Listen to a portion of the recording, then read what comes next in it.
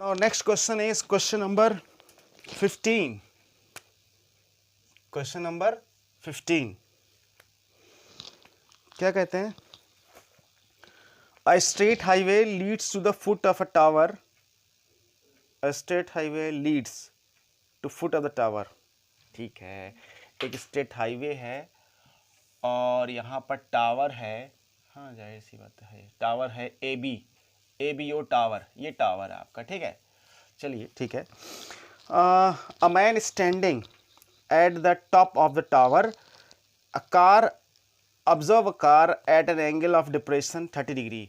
यहाँ पे कार होता है, यहाँ से वो ऑब्जर्व कर रहा है. यहाँ पे आदमी खड़ा है, यहाँ पे आदमी खड़ा है और इसको टावर पर खड़ा है और यहाँ पर देख रहा है. Car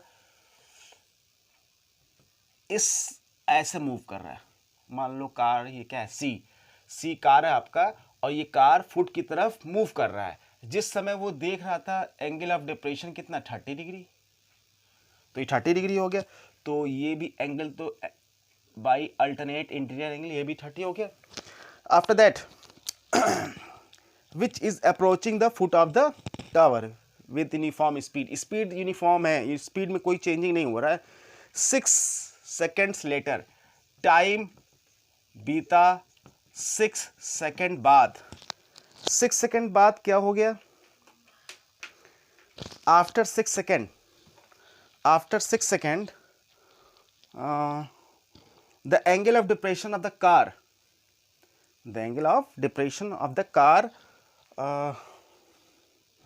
is found to be 60 degree.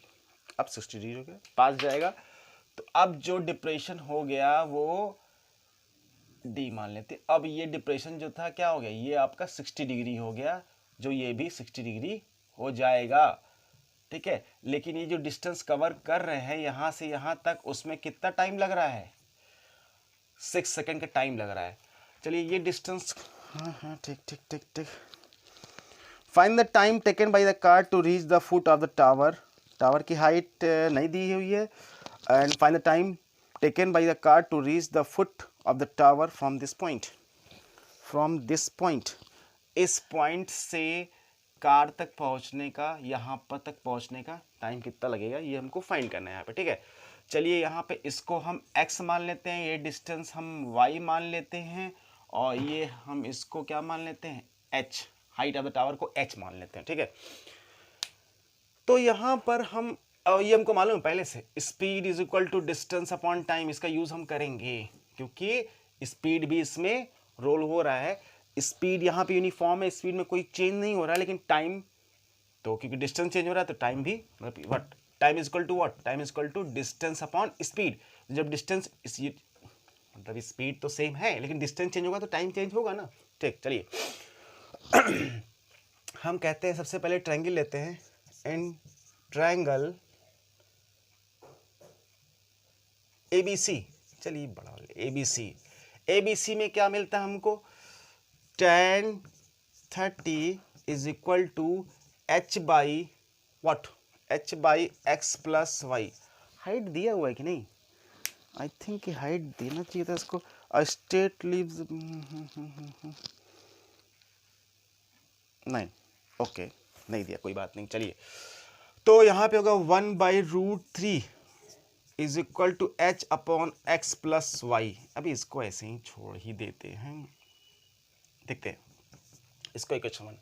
यहाँ से हम now in triangle BDA, triangle BDA में क्या, tan 60 degree is equal to h by y, और tan 60 what, √3 y is equal to h.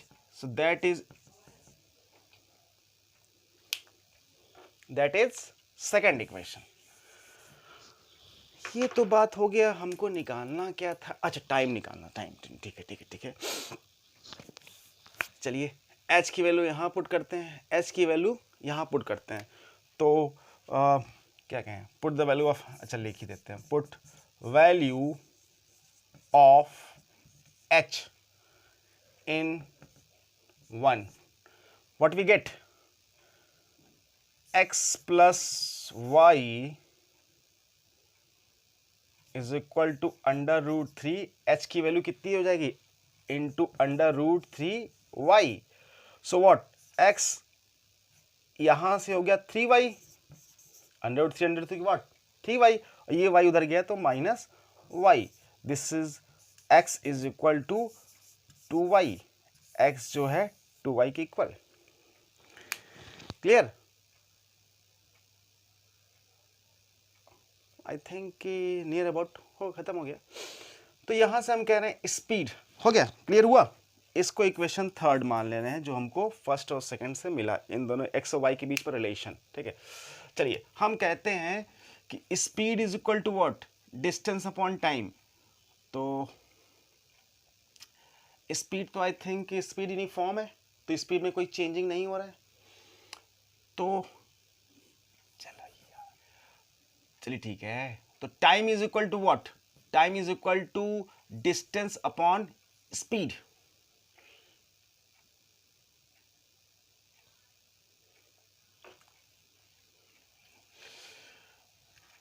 और सिंपल तरीके से करते हैं, स्पीड को फाइंड करना है, speed is equal to distance, distance is what x, और टाइम, टाइम कितना गिवन है इसके लिए, टाइम कितना गिवन था 6 सेकेंड, तो 6।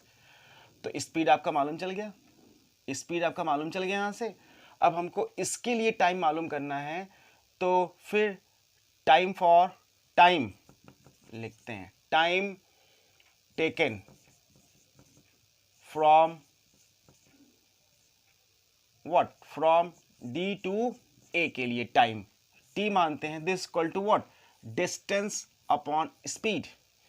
डिस्टेंस कितना है y, स्पीड कितना है यहां पर हमको मालूम है, बोला हुआ है क्वेश्चन में कि uniform speed. Uniform speed means what, कि there is no any change in speed, that is what x। Speed हमको मिल चुका है, लिख देते इसको equation 4, from equation 4 x/6 into 6।